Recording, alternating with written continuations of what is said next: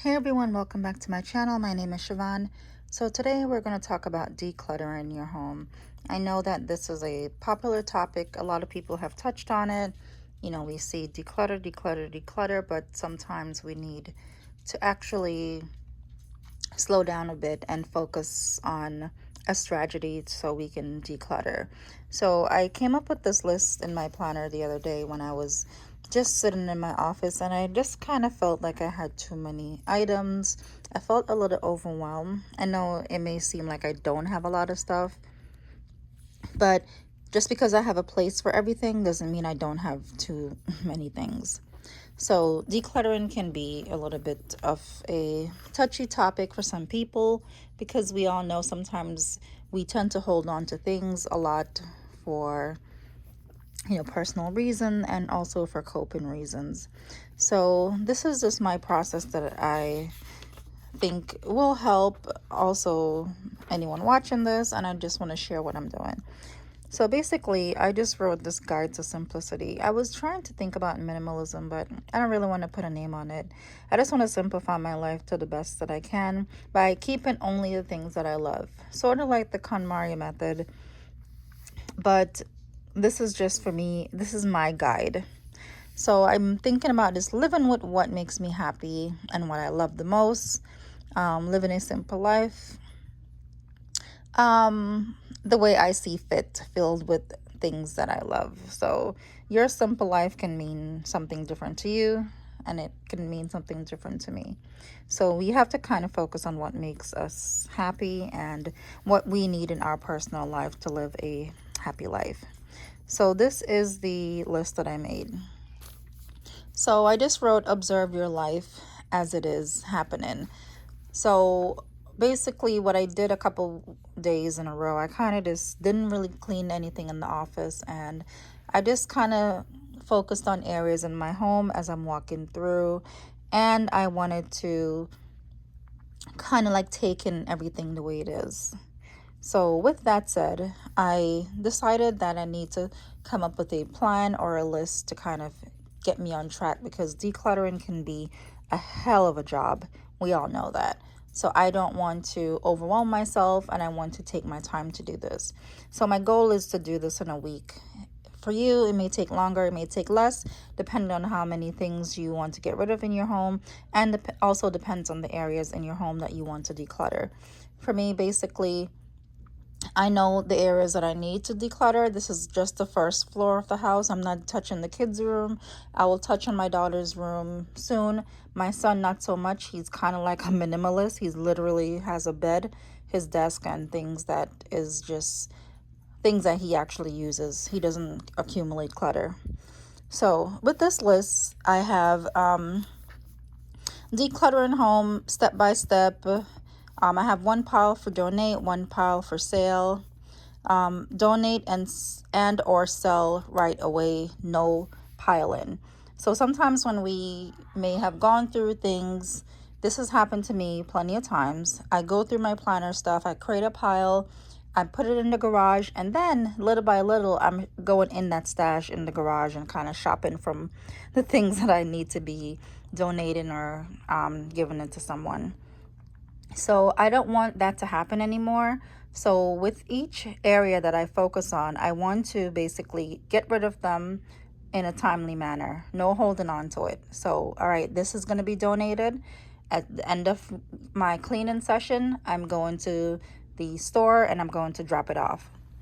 So here we have the list. Decluttering home. So because like I said, it can be a big job and I don't want to overwhelm myself, I broke it down into specific steps.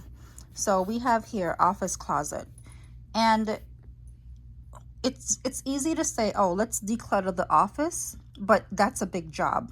No matter how big or small your office is, because your office can compose of so many different areas in the office. So you need to focus on one section at a time. This way you're not overwhelming yourself and you can take your time and you have a little checklist to kind of help you keep motivated and keep going.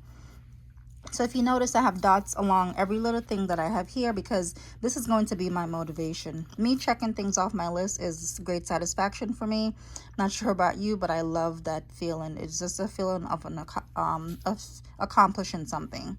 So what I did here, I have my office closet. I'm starting from one area of my room and I'm going around in a complete circle until I get back to that, and then I move out of my office to the other areas that I have in mind.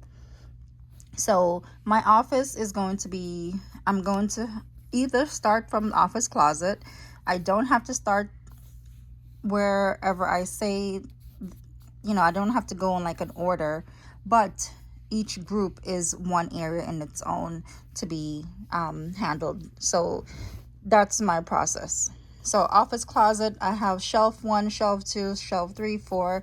So this is even breaking it down even further to not overwhelm myself.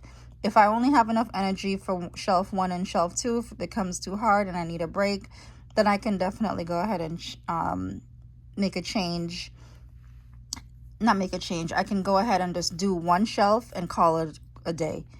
So I'm not going to be bouncing from section to section because I feel like if I do that, I'm not going to do a good job. And I don't recommend you do that as well. I feel like if you're working on one area, try to focus on that from beginning to end before you move on to another section. So I have my office closet. I have behind my office door because I have things hung up there and I have things stored that's leaned against the wall. My paper organizer, which is those trays. I have a lot of papers in there that I don't use. I'm really going to get serious about the things that I don't use and actually get rid of them. And especially paper items, I like to donate them either to a teacher I know, a school, or donate them to some type of organization that gives where they can be given to other people if I'm not able to like send it to anyone that's in like Jamaica or something like that. Paper organizer, rack, sofa area. That's just a little corner in the office. And then I have my lack shelf. So I'm going to do each shelf. And my packs closet. So I have the broken down by section. My desk, section by section for the desk.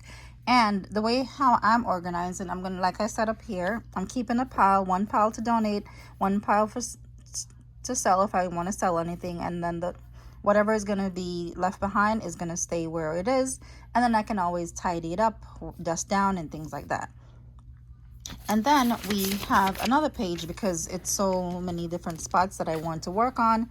I have my nightstand. I'm done with my office, so I'm going out to my nightstand area. I have my closet, and I have my chest of drawers. I have 3 drawers that have clothes in it that I need to go through. The linen closet, towels need new. So I'm doing over the linen closet and I'm adding baskets, and I'm going to get rid of all the towels we have and buy brand new towels and washcloths because it's that time of year. I need to get rid of the ones I have. And then bathroom storage area, coat closet, living room. I have an entryway table and a center table in the living room. And then up there we have the kitchen. We have Tupperware, drawer, countertop, coffee bar. Above coffee bar, pot cabinet, and under sink. And then den area we have the desk, and underneath the desk where I have storage. So this is my breakdown of what I need to focus on step by step so that I can better manage this big project that I'm working on. So it's going to take some time. I am going to put on my big girl panties and my brave face to get rid of the things that I don't really love. I'm not going to keep it just because I plan on doing a project, which it's always that I plan to do a project and then I just never do it because I just keep the item and move on. So I'm trying to just live in a simplified way by keeping just the things that I use, that I really love. That goes for everything, stickers, everything. So this is my process that I'm going to be working on. I hope this is helpful to you.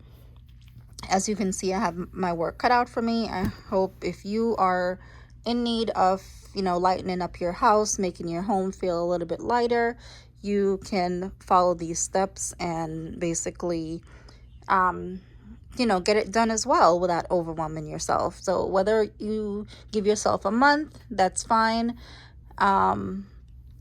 It's basically like a decluttering challenge, but you're tailoring it specific to you. I would say get a pen and paper and start walking through your house and categorize the areas by the locations section by section, and then you can just cross them off your list. So that's what I'm going to be doing. Getting rid of everything that I don't love and keeping only the things that I love and use, and not continue to hoard craft supplies for projects that I will never do. So, hope this was helpful to you. If you have any questions or comment, please leave them below. Once again, thank you for watching this video. I will see you next time.